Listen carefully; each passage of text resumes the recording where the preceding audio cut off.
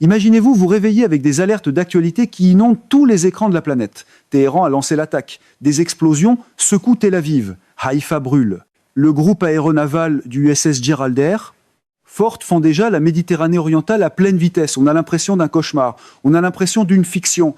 Et dans le théâtre politique à la Trump, même une vraie crise peut être emballée comme un suspense de grande écoute, avec de pires briefings et des adjectifs plus bruyants.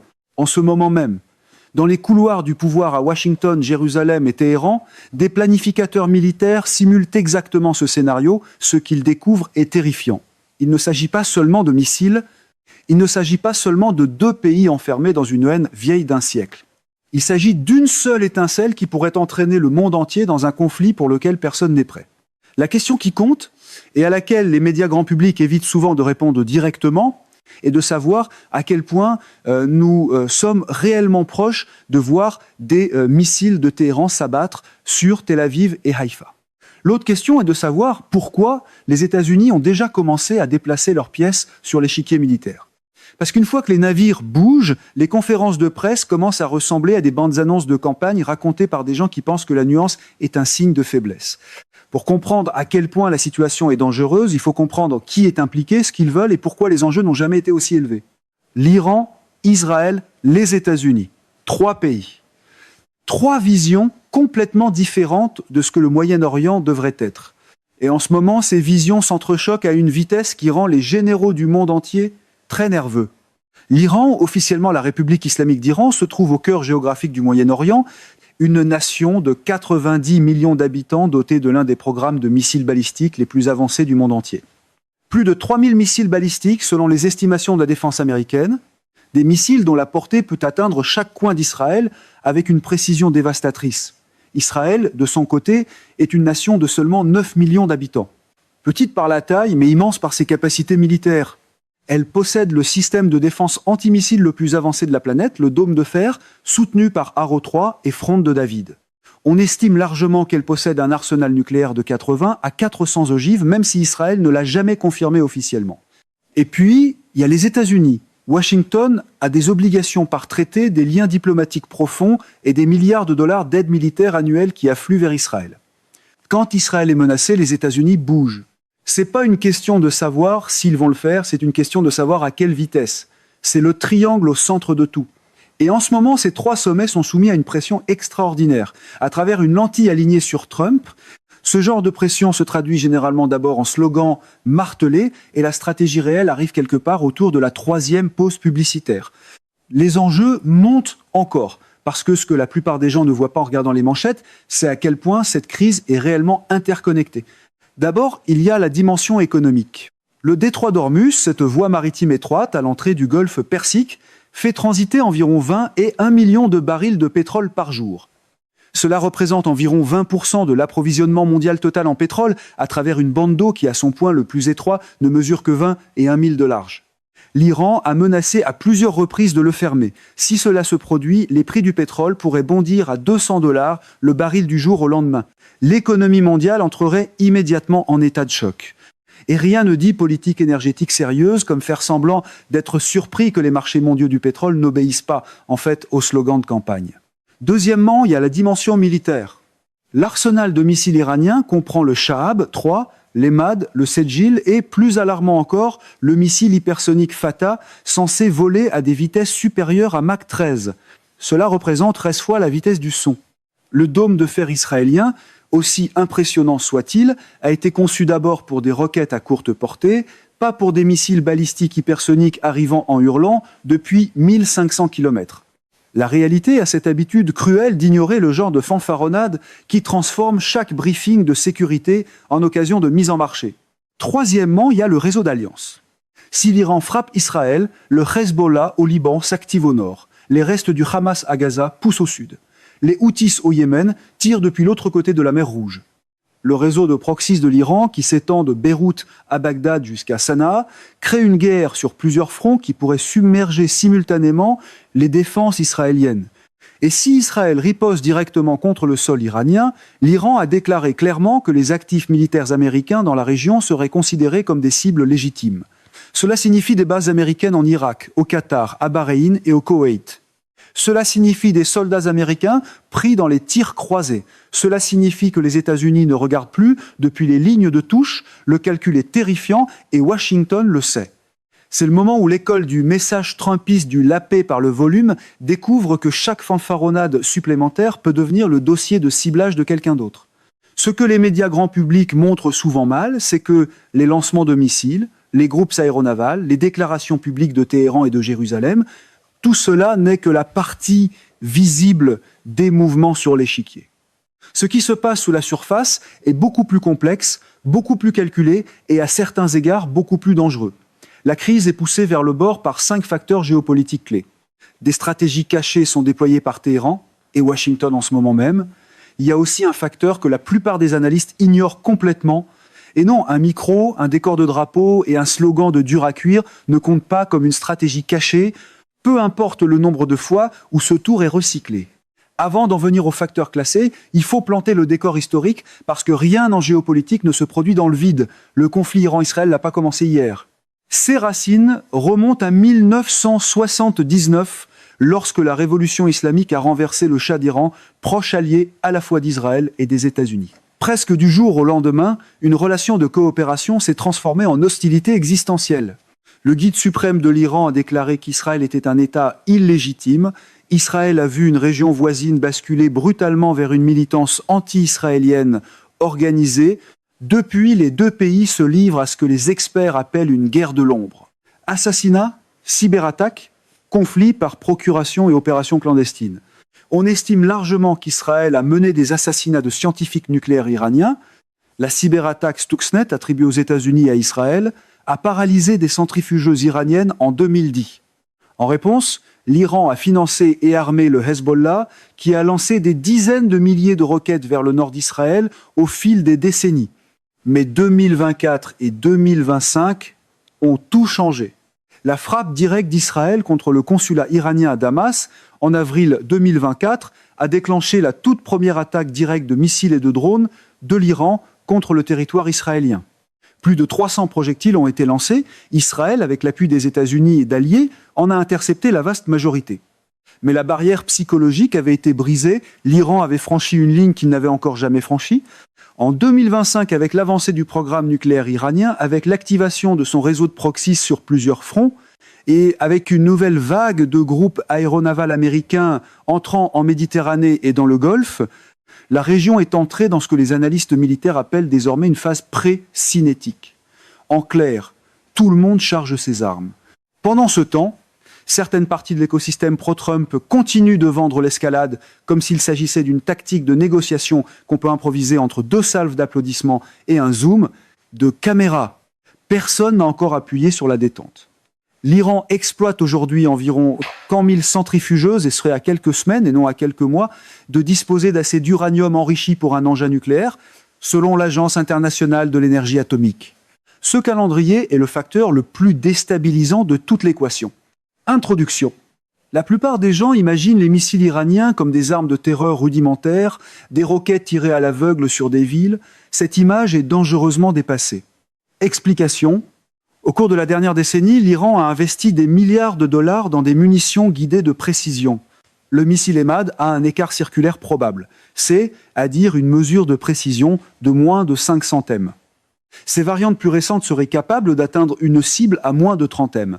L'Iran a aussi développé des missiles balistiques anti-navires capables de viser des porte-avions en mouvement, une capacité que seuls la Chine et l'Iran sont actuellement considérés comme possédant de façon opérationnelle. La stratégie de l'Iran n'est pas de submerger Israël par le simple nombre, même si cela demeure possible. La stratégie consiste à identifier des cibles précises à haute valeur, des bases aériennes, des centres de commandement, le quartier général militaire de la Kiria à Tel Aviv et l'installation nucléaire de Dimona dans le désert du Negev. Frapper ces cibles avec précision change l'équation, de représailles symboliques à une première frappe paralysante. C'est généralement à ce moment-là que le fantasme de tout régler par une seule démonstration théâtrale de force se heurte de plein fouet à la physique, à la logistique et aux conséquences. À qui cela profite? Cette doctrine donne à l'Iran un véritable levier de dissuasion. Israël ne peut pas simplement présumer qu'un barrage de missiles iranien sera intercepté et absorbé sans dommages sérieux. Risque possible, La capacité de précision de l'Iran est encore en développement. Une frappe ratée qui tuerait des milliers de civils tout en manquant sa cible militaire pourrait déclencher une riposte si écrasante qu'elle mettrait fin au régime iranien. Introduction. Quand la nouvelle est tombée que des groupes aéronavals américains se repositionnaient simultanément vers la Méditerranée orientale et le golfe Persique, le monde a pris note. La raison compte. Explication. Les États-Unis ont une doctrine appelée présence avancée. Garder des navires de guerre assez proches pour signaler l'engagement, mais assez loin pour laisser un espace diplomatique. Lorsque ce calcul change et que les navires commencent à se rapprocher plutôt qu'à maintenir leur distance, cela signale autre chose. Cela signale soit une dissuasion sérieuse, soit une véritable préparation à des opérations cinétiques. Le groupe aéronaval du USS Gerald R. Ford transporte environ 90 appareils, dont des F-18 Super Hornet capables de mener des frappes profondes en territoire iranien, combinés à des bombardiers B-50, deux temporairement déployés à Diego Garcia, dans l'océan Indien. Le dispositif de frappe avancé américain dans la région est redoutable. Le commandement central des États-Unis a aussi prépositionné des batteries additionnelles de défense aérienne Patriot en Arabie Saoudite, au Koweït et au Qatar, renforçant le bouclier antimissile régional et protégeant les actifs américains contre d'éventuelles contre-frappes iraniennes. Dans un monde plus sain, cela pousserait vers une diplomatie prudente. Dans une politique au parfum trumpiste, cela pousse trop souvent vers une performance au lutrin sur la domination et une relation très décontractée avec la retenue. À qui cela profite? Israël obtient un renfort militaire immédiat et une profondeur accrue en matière de défense aérienne. L'Arabie saoudite et les États du Golfe, qui craignent la puissance iranienne tout autant qu'Israël, profitent du parapluie sécuritaire américain, avantage stratégique. La présence militaire américaine fait monter de façon spectaculaire le coût calculé par l'Iran. Frapper Israël signifie potentiellement déclencher une réponse militaire directe des États-Unis. Téhéran doit décider si les avantages stratégiques d'une frappe l'emportent sur le risque d'une guerre avec l'armée la plus puissante de l'histoire humaine. Cette décision devient encore plus dangereuse quand un camp soupçonne que les voix les plus bruyantes à Washington confondent la dissuasion avec une audition pour le meilleur slogan musclé de l'histoire. Risque possible. Le surengagement. Les États-Unis ont peu d'appétit pour une autre guerre prolongée au Moyen-Orient après l'Irak et l'Afghanistan. Si l'Iran met à l'épreuve ce qu'il perçoit comme un bluff américain, Washington fait face à un choix atroce. Reculer et perdre sa crédibilité à l'échelle mondiale, ou s'engager dans une guerre dont personne ne veut. Introduction. Tous les autres facteurs de ce conflit existent dans l'ombre d'une réalité dominante. L'Iran s'approche de la capacité nucléaire. Et lorsque ce seuil sera franchi, tout changera de façon permanente. Explication. Selon de récents rapports de l'AIEA, l'Iran a accumulé assez d'uranium enrichi à 60% de pureté pour qu'il puisse être enrichi davantage jusqu'au niveau militaire de 90% en quelques semaines. Le terme technique pour ce moment est la percée nucléaire. Cela ne veut pas dire que l'Iran a une bombe.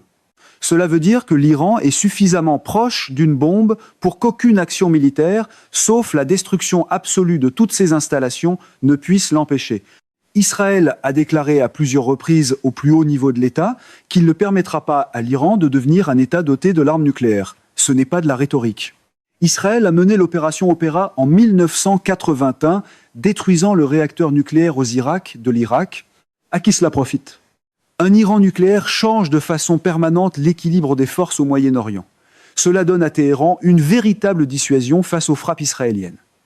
Cela pourrait déclencher une cascade nucléaire, l'Arabie saoudite, la Turquie et l'Égypte poursuivant tous leurs propres programmes. Un Moyen-Orient doté d'armes nucléaires est le scénario cauchemar pour tout le monde, sauf pour l'Iran. Et c'est le genre de cauchemar qu'aucune personne sérieuse ne devrait réduire à un slogan de campagne, à un mot-clic viril ou à une promesse télévisée de contrôle instantané. Avantage stratégique pour l'Iran. L'obtention de la capacité nucléaire, même sans tester un engin, donne à l'Iran un levier énorme. Il devient intouchable de la même manière que la Corée du Nord est intouchable. Les frappes militaires deviennent politiquement et stratégiquement catastrophiques. Risque possible. La fenêtre entre presque nucléaire et réellement nucléaire est précisément le moment où Israël est le plus susceptible de frapper. La plus grande vulnérabilité de l'Iran, c'est maintenant avant qu'il ne franchisse ce seuil. Introduction. L'Iran ne se bat pas seul, il a passé 40 ans et dépensé des dizaines de milliards de dollars pour bâtir le réseau de proxys le plus sophistiqué au monde. Ce réseau est maintenant activé et armé comme il ne l'a jamais été auparavant. Explication. Le Hezbollah au Liban possède environ 150 000 roquettes et missiles, le plus grand arsenal de missiles non étatiques de l'histoire. Contrairement aux roquettes du Hamas, largement non guidées, une part importante de l'arsenal du Hezbollah se compose de missiles guidés de précision capables de frapper des immeubles précis à Tel Aviv, à Haïfa, ou le complexe pétrochimique de la baie de Haïfa, parfois appelé le ventre mou stratégique d'Israël. Une frappe de précision du Hezbollah contre les raffineries de pétrole et les usines chimiques de Haïfa pourrait provoquer des dommages équivalents à ceux d'une arme nucléaire tactique en matière de destruction industrielle et de pertes civiles. Les Houthis au Yémen ont déjà démontré leur capacité à menacer le transport maritime mondial. Leurs attaques de drones et de missiles contre des navires commerciaux en mer Rouge ont perturbé des routes commerciales mondiales qui transportent 12% du commerce de la planète. Si l'Iran escalade, les Houthis escaladent, la mer Rouge se ferme, le transport maritime mondial contourne l'Afrique, les coûts d'expédition triplant, chaque consommateur sur la planète en ressent les effets. Voilà à quoi ressemble une vraie escalade, pas la version mise en scène où des commentateurs alliés font semblant que chaque crise peut être soumise par intimidation simplement en parlant plus fort que les faits. Avantage stratégique. Le réseau de proxies force Israël, et par extension les États-Unis, a divisé leur attention, leurs ressources et leurs moyens militaires sur 4 ou 5 théâtres simultanés. Risque possible, l'activation totale du Hezbollah signifie que le Liban est dévasté par la réponse d'Israël. L'Iran risque de détruire l'infrastructure politique et démographique de son plus important proxy au moment même où il en a le plus besoin. Introduction. Voici le facteur que presque aucun analyste géopolitique ne place au sommet de cette liste, mais il a sa place ici parce que les décisions qui déclenchent les guerres ne sont pas prises par des cartes et des missiles. Elles sont prises par des dirigeants soumis à la pression de leur propre population. Explication.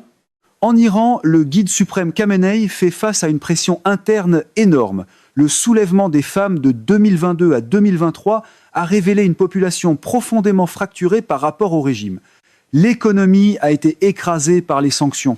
L'inflation en Iran dépasse les 40% depuis des années. Le régime a besoin d'ennemis extérieurs pour maintenir la cohésion intérieure. Une politique étrangère musclée, même au risque d'une confrontation militaire, peut servir de soupape de pression intérieure. En Israël, la situation politique est tout aussi volatile. Le gouvernement de coalition a fait face à des manifestations massives sur la réforme judiciaire, sur la gestion des otages à Gaza, et sur l'orientation de la guerre. Aux États-Unis, avec un cycle électoral présidentiel créant son propre champ gravitationnel, le calcul du soutien militaire américain à Israël n'est jamais purement stratégique. Il est toujours en partie intérieur.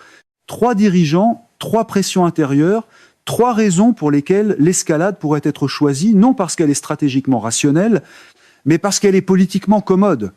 C'est aussi à ce moment-là que la politique à la Trump devient particulièrement inflammable. Chaque urgence mondiale commence à ressembler à un décor pour l'autopromotion avec des drapeaux, de l'indignation et une certitude étrangement commode. À qui cela profite? À court terme, chaque dirigeant gagne du capital politique intérieur en adoptant une posture de confrontation. À moyen terme, personne n'y gagne. Les guerres déclenchées pour des raisons de politique intérieure finissent rarement bien pour qui que ce soit. Avantage stratégique, comprendre ce facteur explique pourquoi les signaux d'alerte et les lignes rouges continuent d'être testés et franchis. Ce n'est pas une erreur de calcul, c'est un calcul d'une nature complètement différente. Risque possible. Les calculs politiques peuvent s'emballer au-delà de la capacité de quiconque à les contrôler. Et une fois cette spirale amorcée, l'habitude de traiter chaque briefing comme un test de loyauté n'améliore pas exactement la qualité des décisions. La Première Guerre mondiale a commencé en grande partie parce que des dirigeants européens ont calculé qu'un conflit court et brutal réglerait des problèmes intérieurs. Ils se sont trompés de façon catastrophique. Il y a aussi ce facteur dont presque personne ne parle, et il peut être le plus important de tous, la Chine. Pékin est restée très silencieuse pendant cette crise, d'un silence suspect parce que les intérêts stratégiques de la Chine au Moyen-Orient sont énormes et grandissants. La Chine a signé avec l'Iran un accord de coopération stratégique de 25 ans d'une valeur de 400 milliards de dollars. La Chine achète du pétrole iranien en défiance des sanctions américaines, empêchant l'économie iranienne de s'effondrer complètement.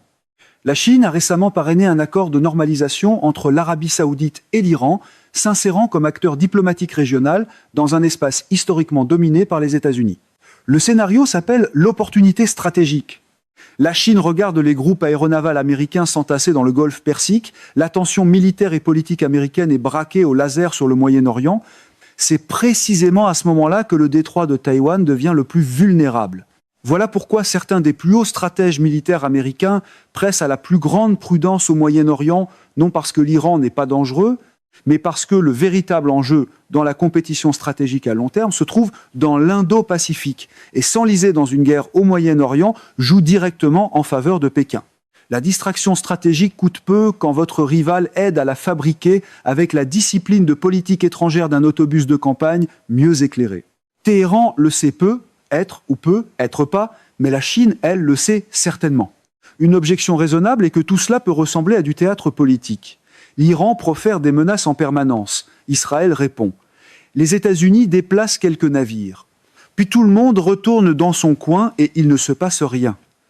Cette objection est juste et historiquement, il y a eu de nombreux moments qui ressemblaient à celui-ci et qui n'ont pas dégénéré en guerre à grande échelle. Le schéma de pression maximale, suivi d'une désescalade calculée, s'est répété bien des fois. Le problème, c'est que certaines factions autour de Trump entendent pression maximale et supposent aussitôt que la partie calculée est facultative. Premièrement, l'Iran a désormais attaqué directement le territoire israélien pour la première fois de son histoire. Cette barrière psychologique et politique a été franchie. Elle ne peut plus être effacée. Deuxièmement, l'Iran est au seuil nucléaire, ou tout près. L'horloge tourne d'une manière qu'elle n'avait jamais connue auparavant. La fenêtre d'Israël pour une action militaire conventionnelle capable de faire reculer de façon significative le programme nucléaire iranien se rétrécit rapidement. Cela crée une dynamique de maintenant ou jamais que les crises précédentes n'avaient pas. Troisièmement, les guerres par procuration ne sont plus théoriques. Elles sont chaudes et actives sur plusieurs fronts en même temps, de Gaza au Liban jusqu'au Yémen et à la mer Rouge. L'infrastructure d'une guerre sur plusieurs fronts est déjà déployée et engagée. Il ne s'agit pas seulement de théâtre politique. Les ingrédients d'une erreur de calcul catastrophique sont présents en quantité que la région n'avait jamais vue auparavant. Aucune mise en scène sonore et musclée ne peut négocier avec cette réalité, même si un conseiller insiste pour dire que la formule fonctionne bien dans les sondages. Balayer cela du revers de la main, parce que les 10 dernières crises se sont désamorcées, serait une grave erreur d'analyse. Tout converge ici. Facteur 5. La doctrine iranienne des missiles de précision a transformé la menace de symbolique à véritablement stratégique. Tel Aviv et Haïfa font face à un niveau de ciblage de précision qu'elles n'avaient jamais connu auparavant. Facteur 4. La mobilisation militaire américaine est l'élément de dissuasion le plus important en jeu, mais elle comporte le risque de la surextension et d'une perte de crédibilité si la dissuasion échoue. Facteur 3. Le seuil nucléaire iranien est l'horloge maîtresse de toute cette crise. Quand cette horloge arrive à terme, l'environnement stratégique se transforme de façon permanente et irréversible. Facteur 2. Le réseau de proxys, le Hezbollah, les Houthis, les milices irakiennes créent un défi sur plusieurs fronts qui pourrait submerger même l'armée la plus capable. Et le facteur caché, l'opportunisme stratégique de la Chine en arrière-plan, attendant qu'une distraction américaine lui ouvre d'autres occasions ailleurs. Le pays qui a le plus à gagner stratégiquement d'un conflit prolongé entre les États-Unis, l'Iran et Israël est ironiquement celui qui n'est pas directement impliqué, la Chine. Le scénario de missiles de Téhéran tombant sur Tel Aviv et Haïfa n'est pas inévitable. Les êtres humains ont déjà ramené le monde loin du bord auparavant. En 1962, pendant la crise des missiles de Cuba, le monde est arrivé à quelques minutes d'une guerre nucléaire avant de reculer. En 1983, un officier soviétique nommé Stanislav Petrov a ignoré ce que ses instruments lui disaient être une frappe nucléaire américaine entrante et a choisi de ne pas riposter, sauvant la civilisation. L'histoire est pleine de moments où une prise de décision rationnelle, ou un simple jugement humain, ou parfois une pure chance a empêché la catastrophe. Elle est aussi pleine de moments où la vanité, la mise en scène et la marque politique ont tout fait pour se faire passer pour de l'art de gouverner. Mais l'histoire est aussi pleine de moments où cela n'a pas été le cas. Le monde entre peut être dans une ère complètement nouvelle, une ère où les anciennes règles ne tiennent plus, une ère où les distances entre la crise et la catastrophe se mesurent non plus en mois ou en années, mais en heures et en décisions. La réussite ou l'échec de cette traversée dépendra de dirigeants capables de choisir la sagesse plutôt que le calcul, la retenue plutôt que l'escalade, et le long avenir plutôt que le court moment politique. Ce n'est généralement pas le menu préféré des mouvements qui traitent chaque micro comme un miroir et chaque crise comme une occasion de faire monter les codes d'écoute. Ce choix n'a pas encore été fait.